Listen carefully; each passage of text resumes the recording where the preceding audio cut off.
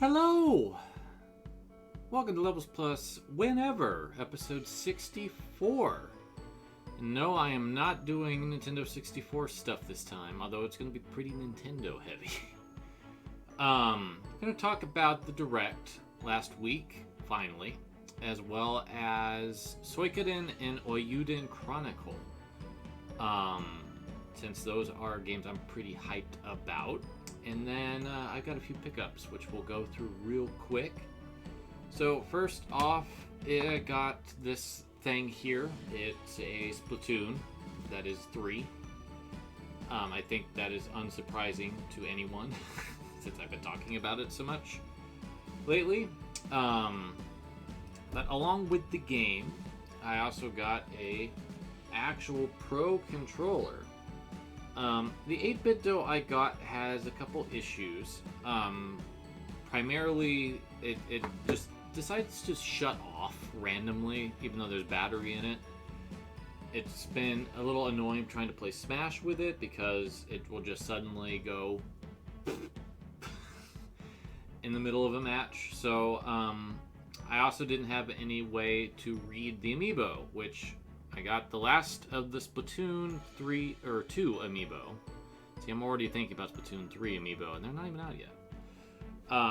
Inkling Boy was the last one I needed from Splatoon 2. So I now have all of the Splatoon 2 amiibo, and I have the 3 basic Splatoon 1 amiibo, plus the Squid Sisters. I don't have the alternate Splatoon 1 amiibo, and I'm not going to, because there's no point. Along with all of that, I also got some stuff from my Nintendo. So I got some Splatoon 3 stickers. You can kind of see they're upside down, but you're getting the sense of what they are. So it's just kind of the vibe of Splatoon, which is really cool. There's a lot of them. I wasn't really sure how many I was going to get. And then this gigantic bag that looks like it just waltzed right out of the lockers that are in the game. Here's the other side. So this is cool. And I only really paid for shipping, so I can't complain. I had the points. Alright, let's transition our way into the Direct. There will be games from certain companies I will not want to even remotely talk about. So don't expect me to talk about Mario and Rabbids. Let's go ahead and start with Fire Emblem Engage. The game that got leaked. It's very rare for Nintendo games to get leaked early. I can not think of too many that actually have like screenshots come out. Because Nintendo is a very tightly run ship when it comes to their IPs. Pokemon's probably had the worst luck of it. Smash has had some. But Fire Emblem has never had a large-scale leak of what it's all about like this before.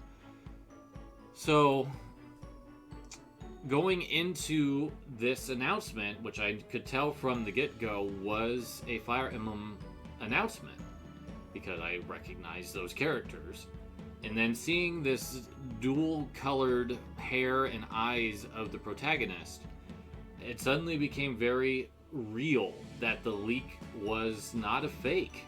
And it's taken a bit. I've watched this trailer probably more than anything else in this Direct, and it's because I want to not let my initial reaction of the leak affect my excitement for what this is trying to do. And what this is trying to do is to commemorate 30 years of Fire Emblem. This is an anniversary game, much like Fire Emblem Awakening was the last game that they proposed to make, and it also kind of fell at an anniversary time. I want to say that was 2011? This is kind of the same deal.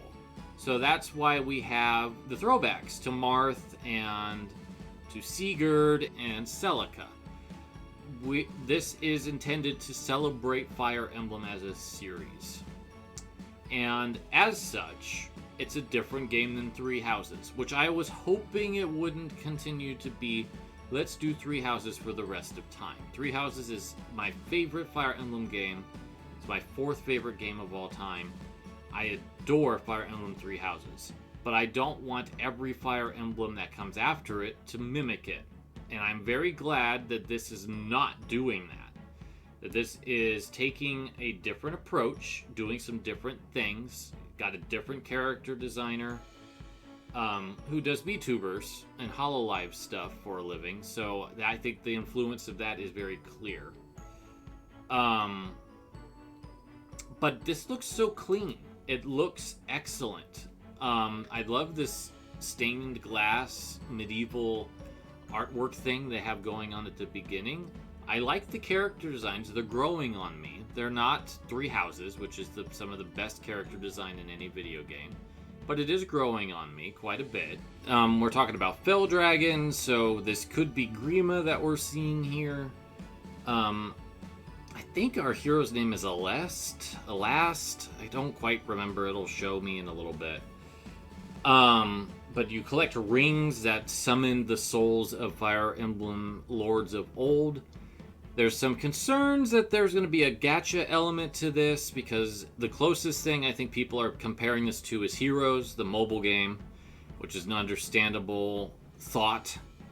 But I think that there's enough original characters that they're not going to lose the plot and have this become such a oversaturated, like, rando fest. I have a feeling that you will get characters as you just go through the game. We'll find out. Nintendo has not stated what the mechanics are in terms of getting rings quite yet. We shall see. My guess is that you get Marth pretty early on, and like the other early lords. I do hope that there's more than just the 12 that were shown at the beginning. And I also hope that it's not just limited to male Byleth or female Corrin. That those characters actually have their counterparts.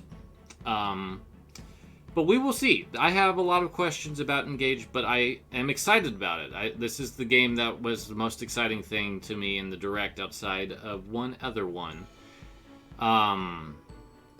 Which is at the end of the Direct. So I'm personally very stoked to see what this game brings to the table, and I hope that it's good. I hope that I like it. I hope that it at least is as good as Awakening and Echoes, if not Three Houses, because it's clear that it's doing more of its own thing and it won't be a carbon copy of Three Houses, which is what I want. Alright, I'm just going to jump back because this is the goofiest announcement in the Direct, and it was extremely memorable. If you're going to do this type of game and have an announcement, this is how you do it. You just throw in a very, very interesting IP, and you just go for it. I think this is what fitness boxing really needed to be interesting. Tunic, adorable game that did very well on Xbox earlier this year, is coming to Switch. It doesn't look quite as clean as it did on Xbox, naturally, which is kind of a running theme in this Direct, is that we're seeing a lot of newish games on here that just really look like the graphics have been compromised to get it to run, but that's alright. I don't know if I'm going to pick this up, though, because I've heard that it is very hard at points, and I'm just not into really hard stuff these days. So let's go ahead and skip ahead a bit. We'll go ahead and talk about Octopath Traveler 2. Square Enix had a lot in this Direct, but this was their biggest announcement of the day. Was another Octopath game, and it looks gorgeous. It's clear that the more Square Enix is doing these 2D HD remakes and original games, that they're getting better and better at it. This is easily the most lush looking of the 3 or so that I've seen, which would be the original Octopath, Live a Live, and Triangle Strategy. But the the game just looks amazing. And the fact that the characters will now interact with each other more, that's a big selling point for me. The voice acting seems solid. The art looks great. The music is as impressive as it was before. So I have some more interest in this one. I haven't really gotten into these. I played a little bit of the original Octopath. I liked it, but I didn't love it. And then I just decided I'm going to sell it because I didn't feel like I wanted to get back into it. Triangle Strategy interests me, but the demo didn't quite wow me as much as I hoped it would. And I will probably get Live Alive at some point, or Live Alive, I think is how they're actually calling it, Live Alive.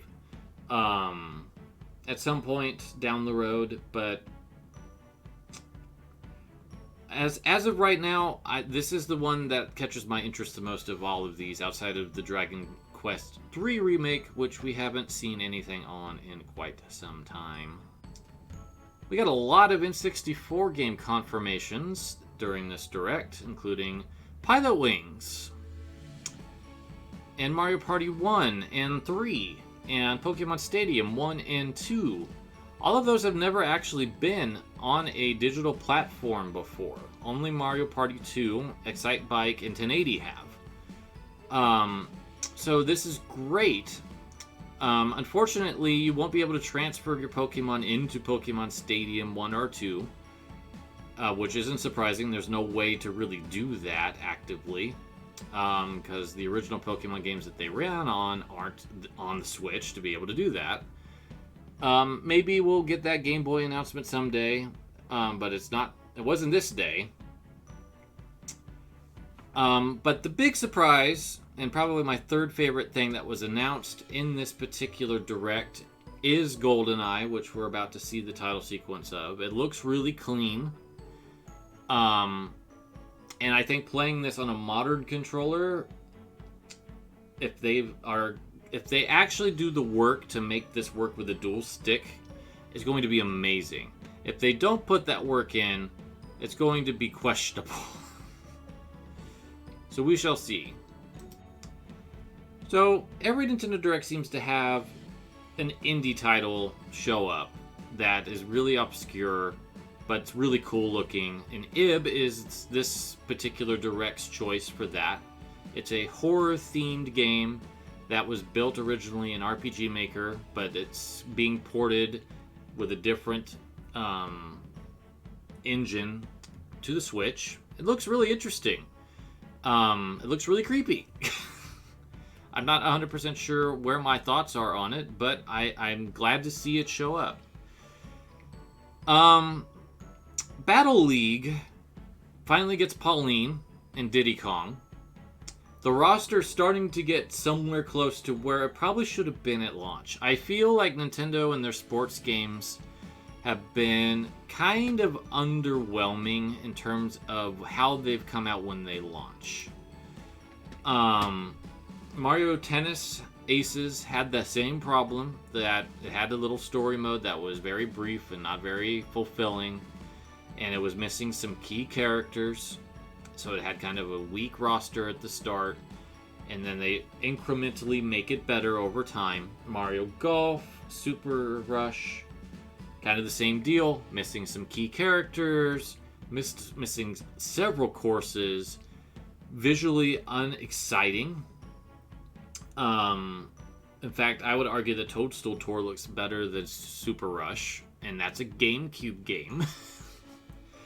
It just really feels like Camelot has not had the opportunity to really work on those games as much as they needed to in order to make them visually strong.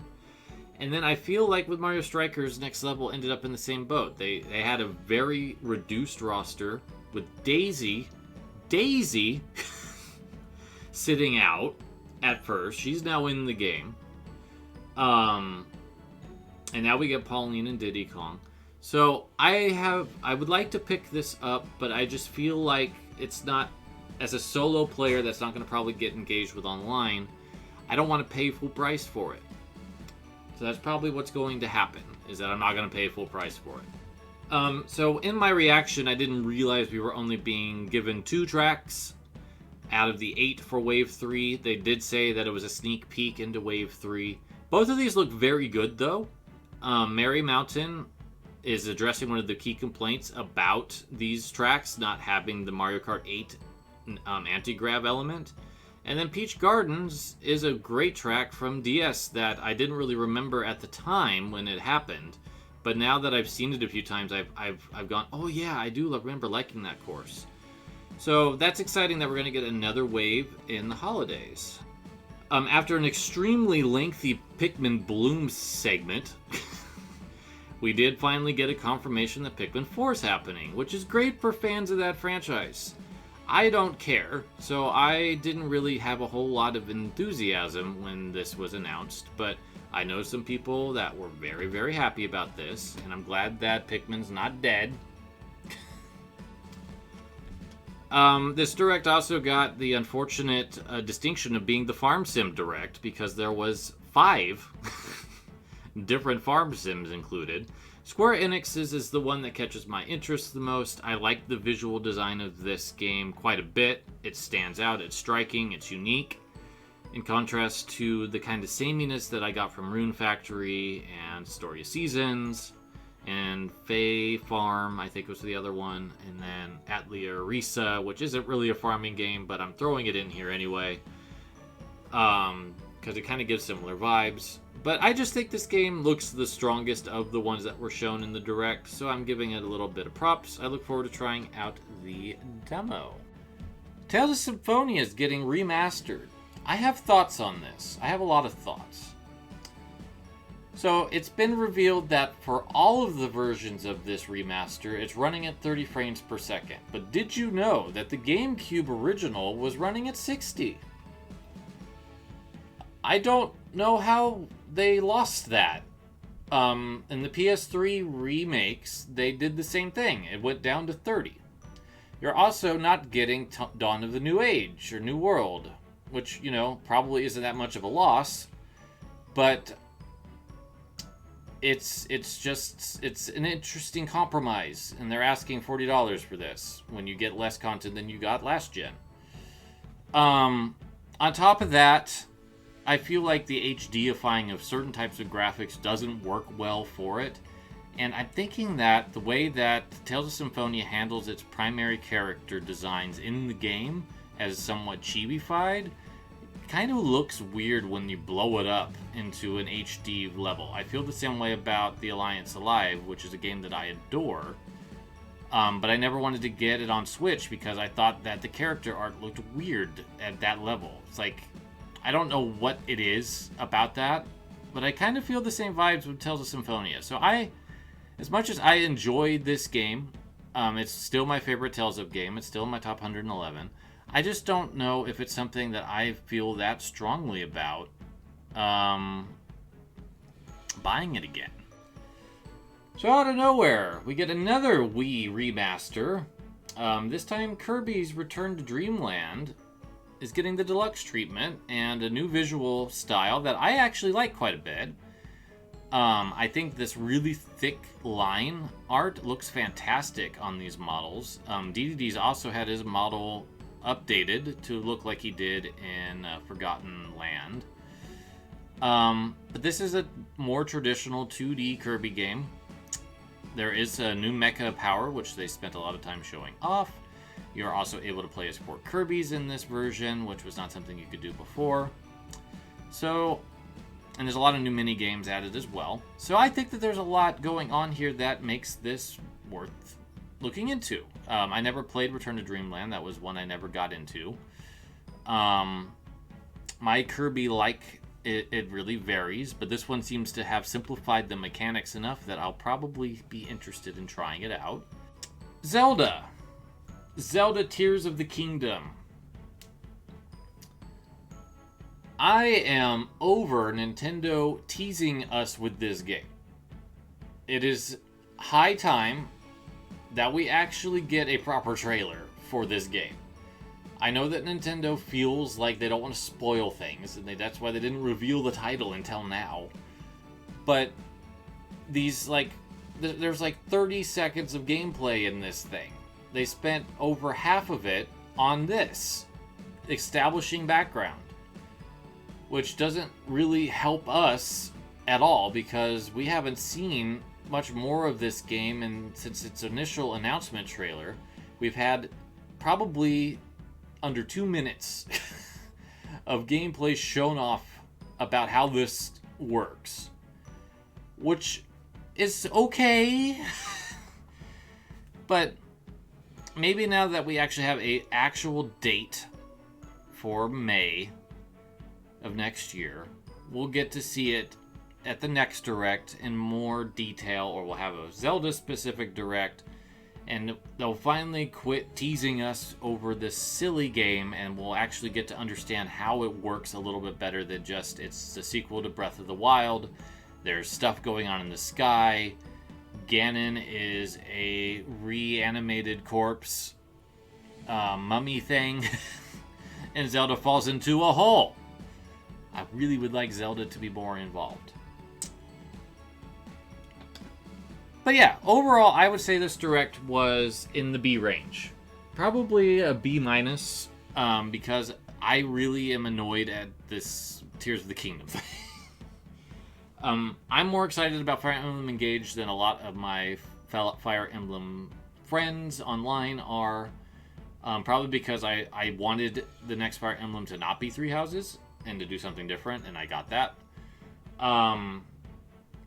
But in terms of like other really big announcements, there wasn't a whole lot that really caught my attention personally. I mean, Tales of Symphonia would, if I didn't feel like the chibi art style looked a little off, and the 30 frames per second is probably part of that. And it also feels like Bandai Namco is nickel and diming us on that particular game in contrast to the last time they remastered it. But like, when my third most exciting announcement in this, honestly, was Goldeneye, which is a big deal because of the licensing hell that was in. I like what Nintendo brought to this one didn't catch my interest. There was no Advance Wars. There was none of the rumors. And they only really announced a game that was leaked, and Kirby and Pikmin 4, which was previously announced. So Kirby was the only real surprise, unfortunately. But what can you do? What can you do in games? I mean, that's just the nature of the medium. We have all these people that are dying to know things and will go to incredible lengths to spill the beans, or at least wish that they can, and will try to get ahead of the game and say, oh yeah, this is going to be there, and then get people hyped up about it, and then it's not there. And then people get mad at Nintendo for things they didn't promise or guarantee at all. So it just kind of sucks. Being a fan sucks sometimes.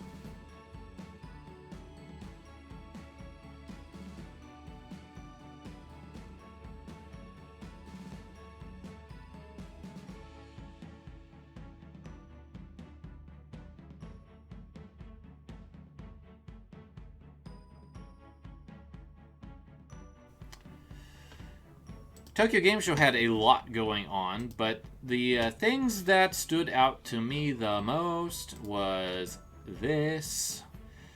Konami listened,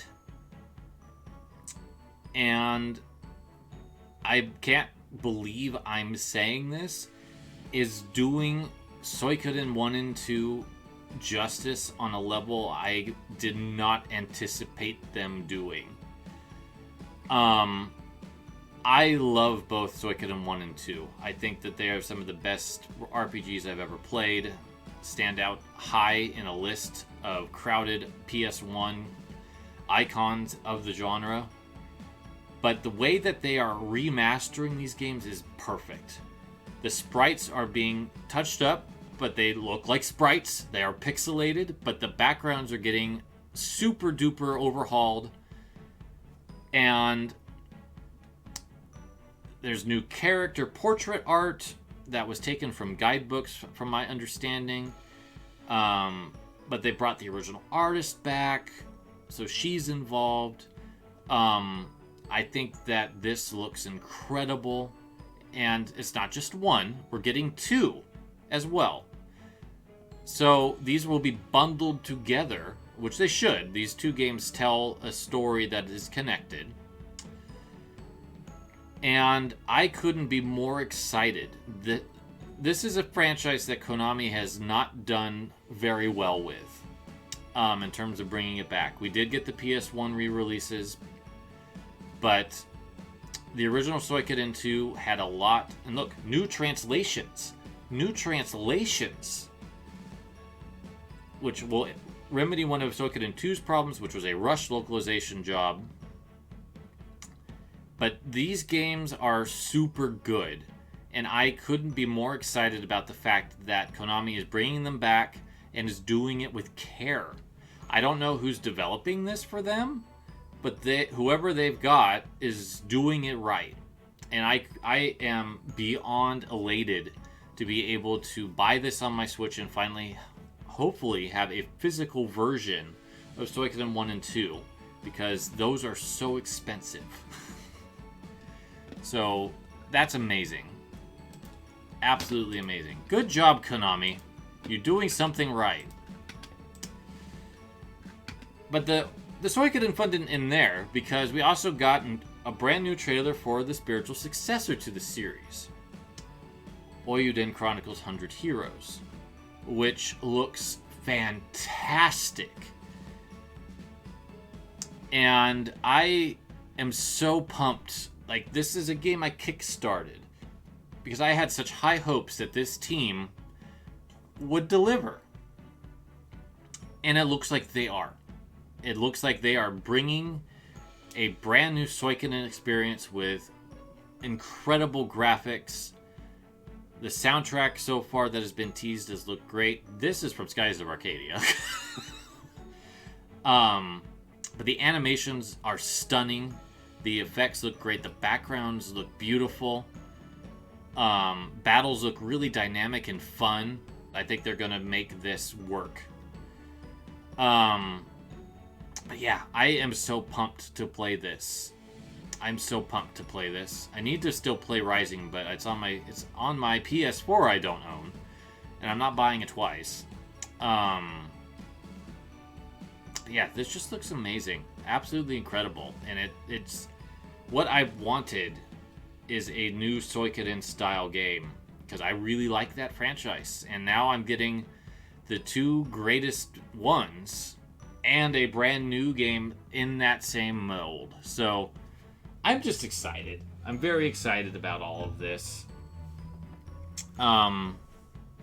Just a lot of good news. And there was some other cool stuff that came out of Tokyo Game Show, but those were the things that really caught my attention personally. We'll get into some Splatoon next time, and I want to talk about Street Fighter 6. I've been wanting to talk about Street Fighter 6 all summer, just other things keep popping up. So we're going to talk about Splatoon 3. I'm going to give you a more elaborate review of the game. And then we'll get into Street Fighter 6 finally, because I cannot believe the 180 Capcom has done with that game. So we'll talk about that next time, whenever I am ready to record it. Thank you for joining me for this episode. Hope you have a wonderful series of days until we meet again. Take care.